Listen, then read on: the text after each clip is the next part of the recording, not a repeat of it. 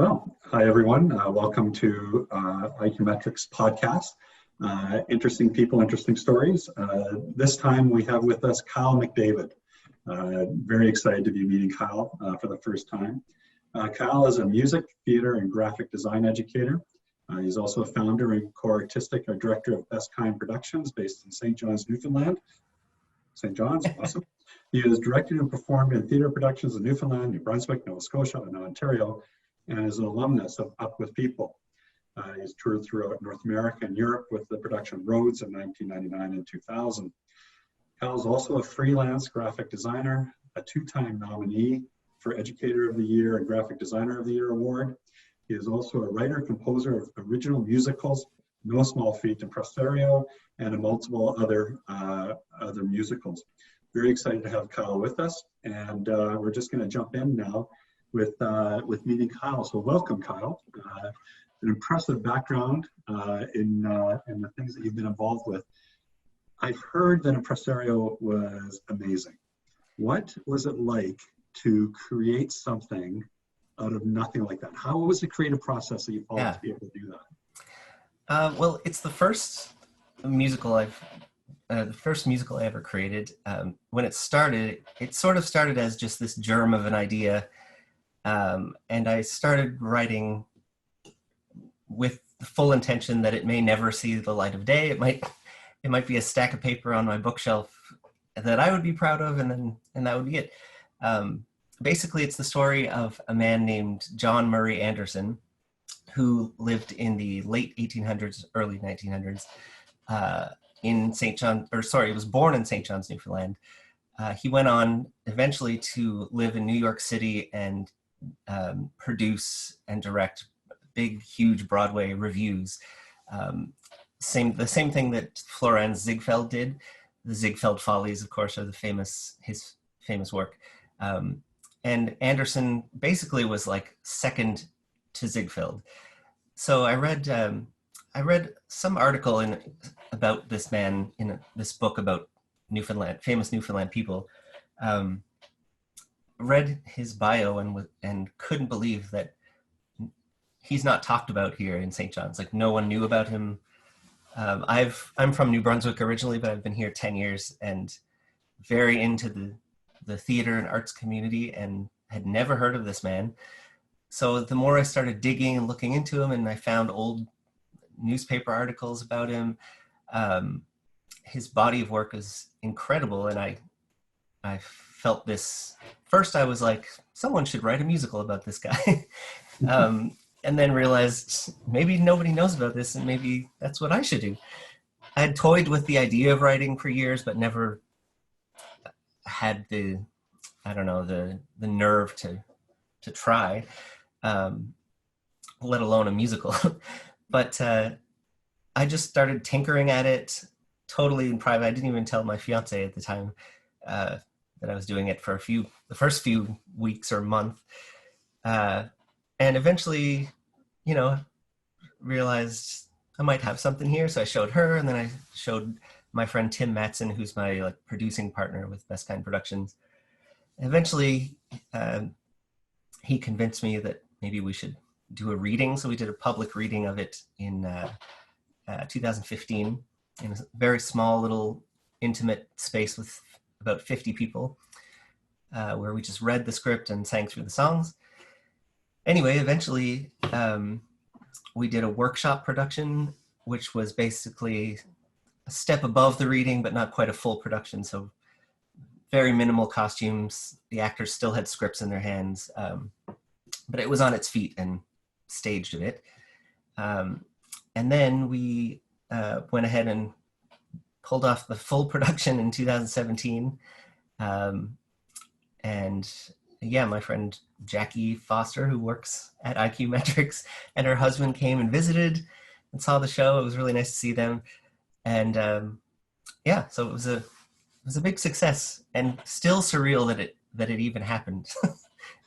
Why are you shocked that it was a success? I guess not shocked, just when something lives in your head and on paper for literally years, it's hard to imagine, or I guess you just question whether it's other people will like it as much as you think it or think that it's as worthy as you think it is, I guess.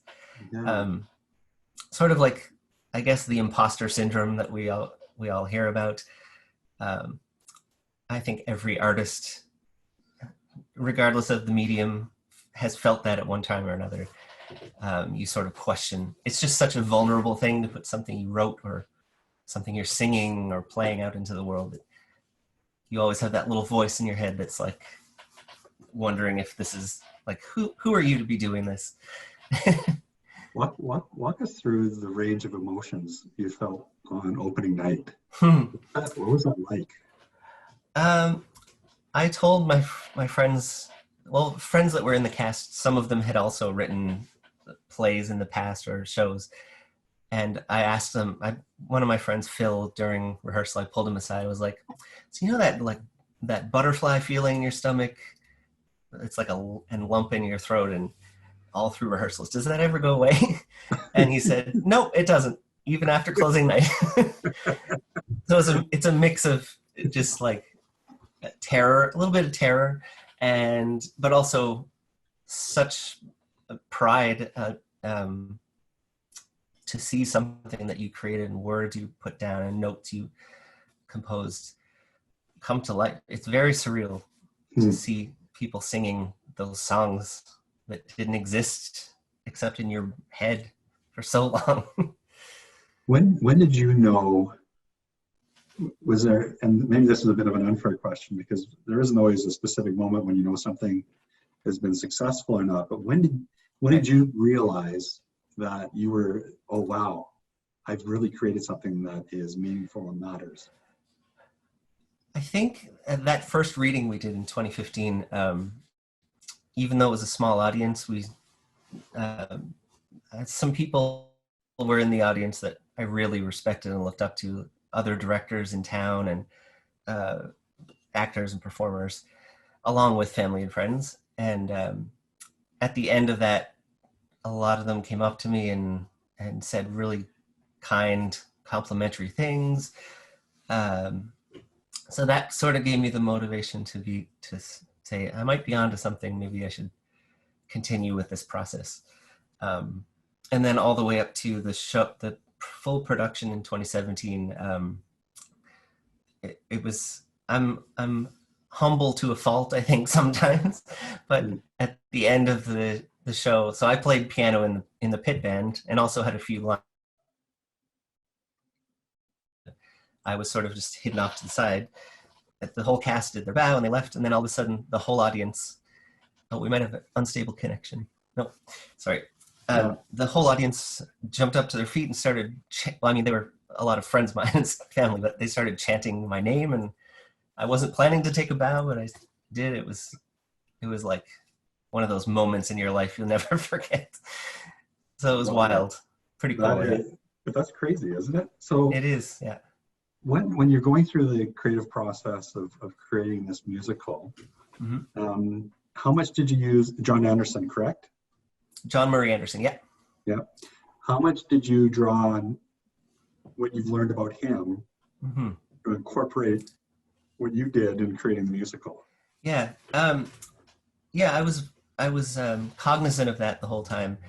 He has a biography or a memoir that he and his brother Hugh wrote together a year or two before. It was a year before he passed away, because the final chapter is written by his brother afterwards.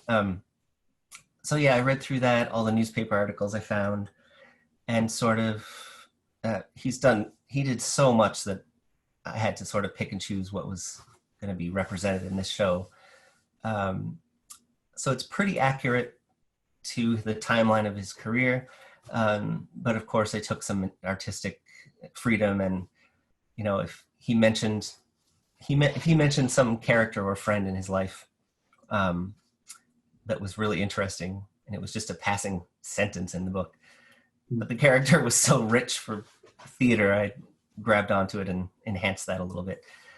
He had, for example, once he made it really big, he had a housekeeper in his fancy New York apartment, and it was sort of implied in the book. I could get the sense that she had a crush on him or something. So I really played that up and made made that character. I called her, or no, her name was Mary. I turned her into a big comedic, lustful, character. So that was fun. Yeah, and musically, the whole show, it's all original music, except I did put one song that he wrote the lyrics to. It's called "In the Spring, a Young Man's Fancy," and it's this beautiful old, Tin Pan Alley ballad that I found a way to work into the show. Yeah. It's interesting to me how you stumbled across an individual in the past with amazing success, mm-hmm. and how many people just sort of disappear from our history. Yeah, I know. It's fascinating to think. I think of that in the same way I did a classical music degree, so music history is loaded with old white men, of course, and it makes me think of all the women. There were probably incredible female artists back in those days that no one knows about. No one, nothing was written down or kept. So it's amazing to think what existed out there that we don't know about. It would be, there's nothing new under the sun, I'm told, but it's recreation of what has been done before. Yeah. It was so fascinating. Yeah, definitely. How did you find yourself moving into interest in the arts for a livelihood? After high school, I did a graphic design program in community college, which I loved.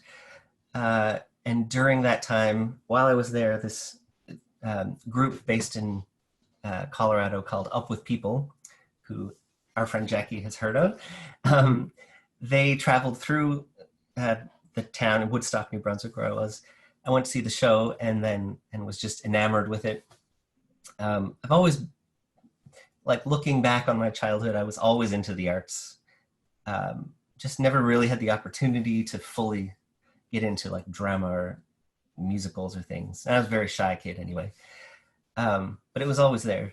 So anyway, I saw this group and they do interviews to join the group for the following year. So I did the interview, fundraised money to join because it's quite an expensive program, and then spent the full year from July 99 to June 2000 traveling with them all across the southern US, Europe, and BC, and Washington State. That's where I met Jackie. So tell me more about Up With People in the sense of, so obviously allowed you to free your artistic sort of skills and interests, but help me understand better, how did it transform you into a guy that sits down and all of a sudden you create this music? Right. How do you connect those dots? Yes. Sorry, yeah. Up With People, the group traveled around from city to city for a year. Every 3 or 4 days we were in a new city. And in each place we did a full-scale Broadway-style musical with a cast. Our cast was about 150 people from 19 countries. And the show was about that, essentially, that all these people from different cultures and backgrounds can get along and put this incredible show together. So I played in the band. I played keyboard in the band and sang a little bit in the show as well. And it just totally sparked. I just absolutely loved it. And I think anyone that was in our cast that traveled with us would tell you that the day that we all had to say goodbye after a year was pretty messy. We were in the Seattle airport, and we were just a disaster of emotion, which was hard at the time, but I kind of cherish that memory now. So yeah, I did that, came back home and had to figure out, okay, now what am I going to do? So I did some graphic design work for a while and then realized I need to get into the arts. A lot of people in the arts will tell you that I've heard this a lot. If you can do anything else, do it. But if music or theater is what you absolutely have to do, then go for it. Just because it's a hard industry to, it's not easy to succeed in. No. Yeah. but I knew like I had to. There's something about it that's just nourishing, like food or air or something. That sounds cheesy, but it's true. So then I went on and did my music degree at Mount Allison University in Sackville, New Brunswick. It's a small university, but an awesome place. I loved it. And I studied piano there, and then decided that I was going to be a music teacher. So I did education, and then got into theater. I always say I got into theater sort of backwards. I started by playing piano in pit bands, then started music directing shows, then started directing shows when I was a teacher, and then started acting as at the end of all that. So yeah, and then I moved to St. John's. I was in Sussex, New Brunswick, teaching there, and then moved to St. John's in 2009, and was just blown away by the sheer amount of arts here. The theater scene, music scene, visual arts is just explosive for such a small city. It's unbelievable. There's at least 2 to 3 to 4 productions happening every month. They all sell well for the most part, and it's pretty wild. Yeah. I want to explore that in a moment, but before we do, I want to just go back to something. How does a shy kid suddenly find themselves joining 150 people from 19 countries? Yeah. And moving every 3 to 4 days to be with different families and groups? How did you deal with that? It was, there's so many elements to the Up With People experience. I think Jackie would agree that after we were finished, people would say, "Oh, how was your trip?" And you don't even know how to explain it. It's not a trip. It was a completely life-changing experience. I honestly think of my life in 2 sections. One is before Up With People, one's after. It was so wonderful. And as a shy kid, I was like painfully shy and had, was bullied in school, very just withdrawn. And so for me, the Up With People experience was life-changing in the, the self-development or enhancing my self-esteem, and being forced, well, not forced, but living with a new host family of strangers in their house in, southern Germany somewhere where they hardly spoke English even sometimes. And living with all these people. And so we had roommates from our cast. So in every city, I'd be, for example, maybe me and Jackie and our friend Jessica might be all hosted in one family. So you're living with these people. So I went from being very introverted and shy at the start of that year to being so much more confident and relaxed, I guess, by the end. It was wonderful. This sounds amazing. And I'm wondering, how did your family react when you came back to this person who with a lot more confidence and getting that shyness, so to speak? I think they were happy for me. They could see the difference for sure. And they saw it throughout the year as I called home and, we didn't have FaceTime and stuff, but we were old school. We had these things called pocket mail, these little tiny laptops that you type your email, save them, and then you find a payphone, punch the number in, and put it up to the payphone. It was early technology. So that's how we communicated. But it was a pretty life-changing experience for me. And I think it's what gave me I think before Up With People, I thought, well, I like playing piano and I'm artistic, but I'm not. It's the imposter syndrome again. It's like, who am I I can't go down. I'm not good enough to do that. And afterwards, I decided to pursue music fully after that. I can't help but wonder how much influence your experience with Up With People impacted the courage you had to put out your musical. Yeah. and take that risk. Yeah. So when I filled out the form for this interview, they'd asked for a title for this talk or this interview. So I called it Die Vampire Die, which sounds crazy unless you know the context. So before I wrote Impresario, in I think late 2010, I had just in my personal life, I had a rough patch. I was going through divorce and looking for work, and it was just, I call it the dark times. Mm-hmm. But I decided during that time that I wanted to do something or take on a project to get my mind off all of that stuff. So I decided to do this show. It's a Broadway title called, the name of it is Title of Show. That's what it's called. And it's like a meta musical. So the tagline is, it's a musical about two guys writing a musical about two guys writing a musical. So the show you're watching is the show they're creating, and you're watching them create it. It's like cool. Inception for Broadway.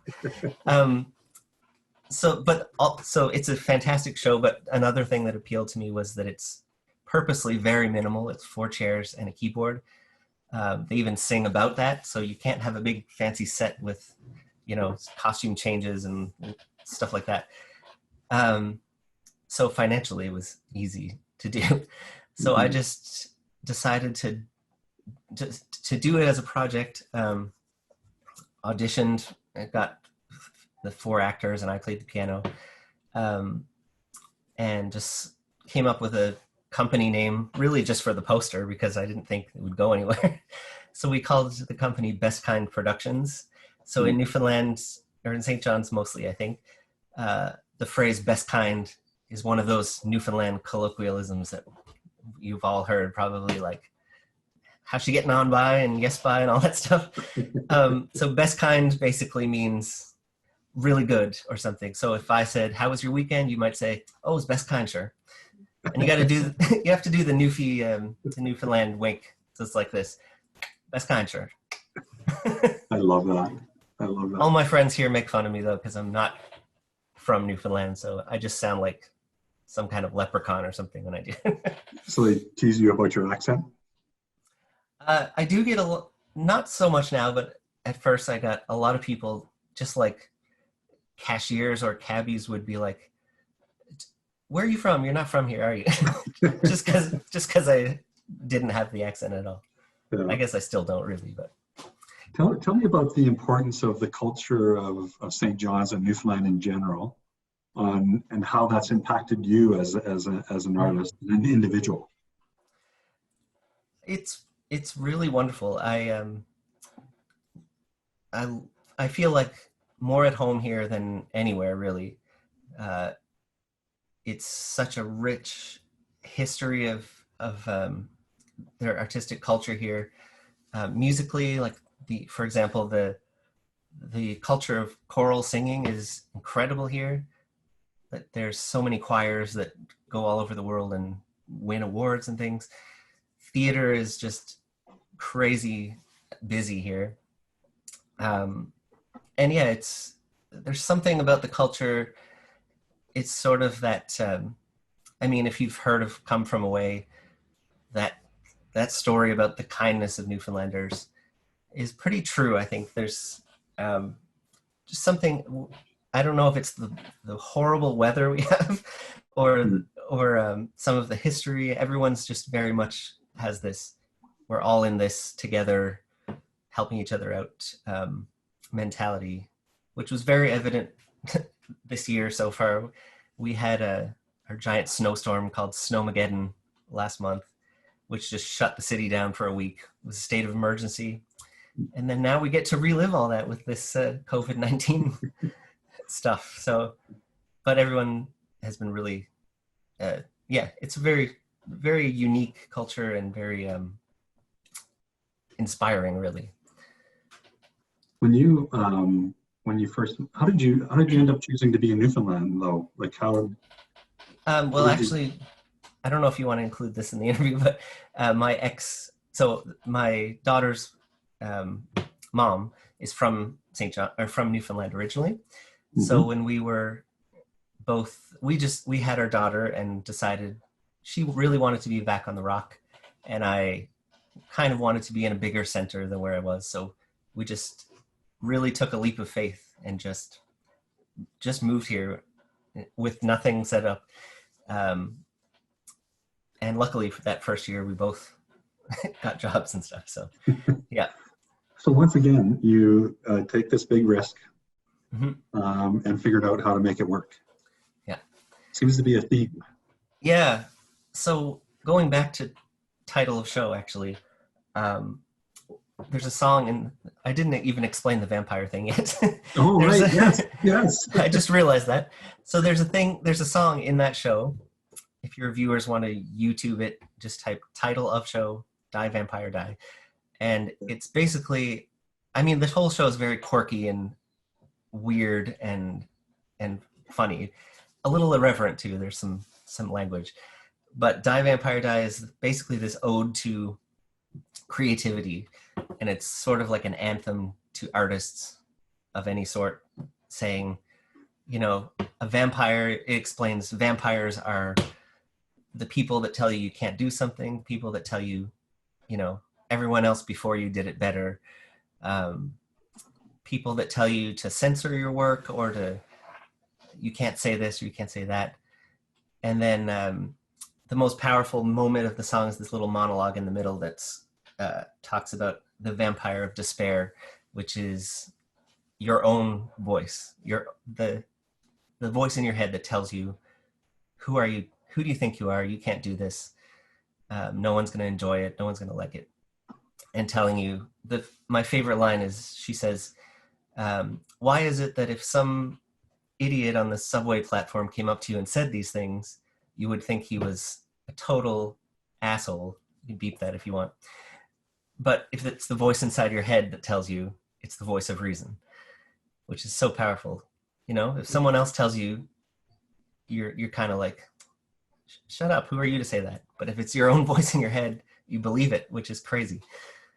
Why do you think that is? Why do we believe it?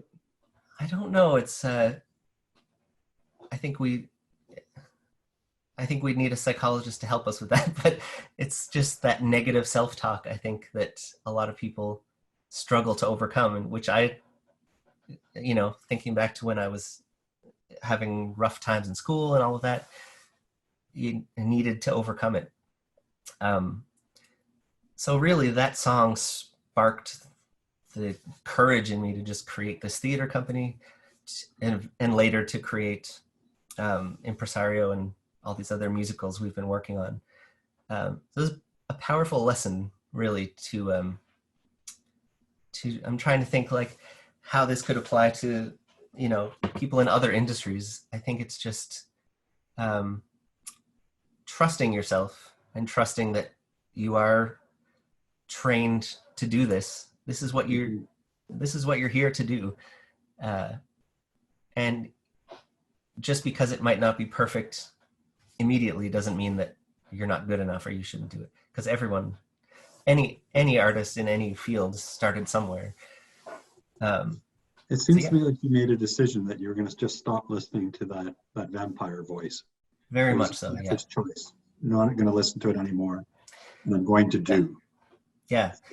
I think part of it also was that feeling of, again, I was having, in my personal life, it was a rough time, almost like, and I obviously know people have had way worse than I did at this point, but to me, it felt like rock bottom at that time. Other than my health, which I luckily had, I felt like, you know, it was like a sad country song, like, you know, lost my wife, lost my job. The dog's running away. Well, my parents called me that same week and they were like, we really hate to tell you this now, but the dog that I grew up with passed away. No. So I was like, well, I actually laughed out loud when they told me, because I was like, this can't get any worse. But, and I look back on it now and, you know, I don't want to downplay it, but, you know, right. I overcame it. But, but something about that made me realize, like, why am I holding myself back, you know, with this negative talk? Just do it. you don't have, there's really nothing to lose. So, yeah. Do vampires completely die, or do they come back every now and then? Oh, they definitely come back. Yeah. I think you got to figure out your attack. They, Right. yeah, I mean, I wrote a couple of years ago, we do an outdoor children's musical here in a park with this beautiful amphitheater every summer, going into our 8th summer. And so 2 years ago, I decided to try to write the kids musical. So I did. It's called How Do You Get to Jellybean Row? Jellybean Row is what we call the colorful houses downtown that you've probably seen in all the tourist ads.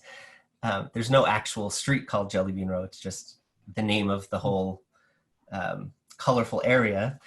Mm-hmm. But every year I always would hear tourists, getting off cruise ships and stuff, asking people, so how do you get to Jellybean Row?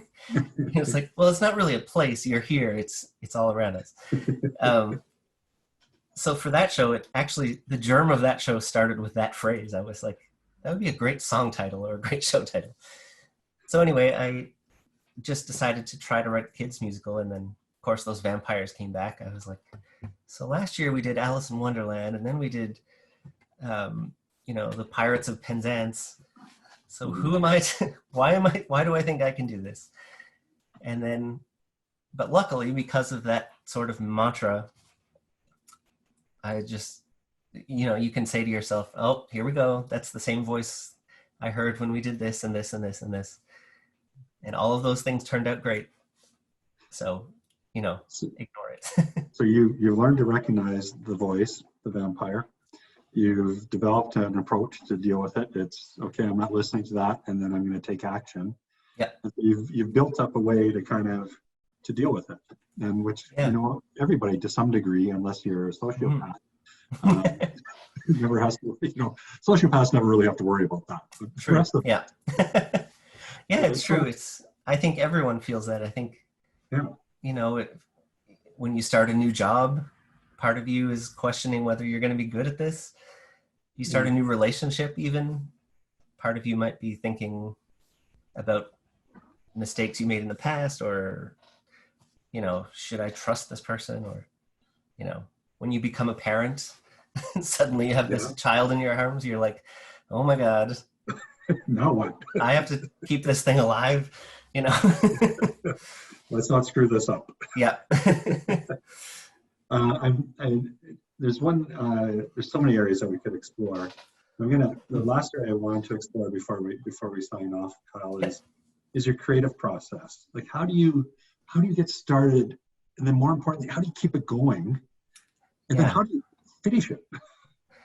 That's a good question, and I don't know if there's a singular answer really. I found, the first show, the Impresario show, was, I won't even use that as an example, because the first year even I was not sure if I was even going to do it, and I might tinker away at it for an hour every 2 weeks or something. But now when I approach something, usually it just starts with an idea. My friend Daniel Lasby and I are writing, and this sounds ridiculous, but we're writing a professional wrestling musical coming up. Yep. Wow. There is a market for that. Yeah, well, we figured, we were both big fans when we were kids, kind of still are, but we realized it's theater, really. It's characters, costumes, storylines, choreography, spectacular sets, so we thought it'd be a cool world to merge those two, and it's so over the top and ridiculous that it would work as a musical comedy. So that was just the initial spark, which almost started as a joke. We were just like, we were both in a show at that time backstage. I remember us talking about it and being like, it'd be hilarious to create a wrestling musical. And then we just kept talking about it until it eventually became, I think we should really do this. And then just sort of texted ideas to each other about crazy characters that could be in it, what time period it could be set in. And then out of those ideas came some song ideas. So for example, we decided that the main character was going to be this good guy, or babyface it's called in wrestling, like your Hulk Hogan, for example, who's been the big star for his whole career, 25 years or something. And he is getting a little bored with it, and he's decided that he really wants to be a heel, a bad guy. And he's trying to convince the promoter to let him turn. So his whole goal in the show is to become a bad guy and for everyone to absolutely hate him. So we're taking the traditional musical theater thing where you have the big I want song, which tells the audience what you want. And usually it's, I want this person to love me, or I want to succeed. And, you know, so we sort of flipped that on its head, and his whole goal is for them to absolutely loathe him. And that just sparks a few song lyrics. And then, so yeah, we have this big song, it's called Hate Me, where basically comes at the end of the show when they finally do hate him. And it's this big power ballad where he's so happy that everyone's chanting, "You suck" at him. So yeah, it's very, I guess it's organic. It all sort of, it comes in seeds.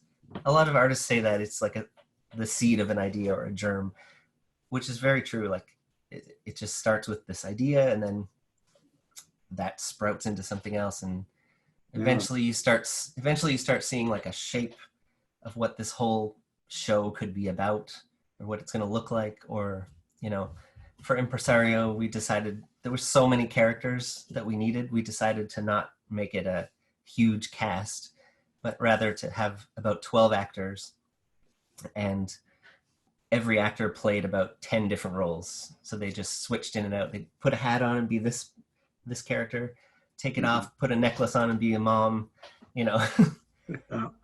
So yeah, I'm rambling a bit here, but well, actually, there's so many. I actually want to draw attention to a number of things that you've really highlighted.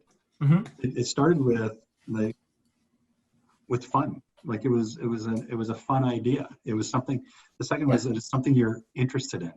Like it's a topic of, and then it involved this exploration that led to the ideas and the songs. And then as you realized that as these pieces that you were exploring and the fun that was tied to it, it became a story that you could form. So it was definitely, but it seemed to start with, it's something you were genuinely interested in. Yes. That was fun for you. Yeah. I think that's what all of them are, really.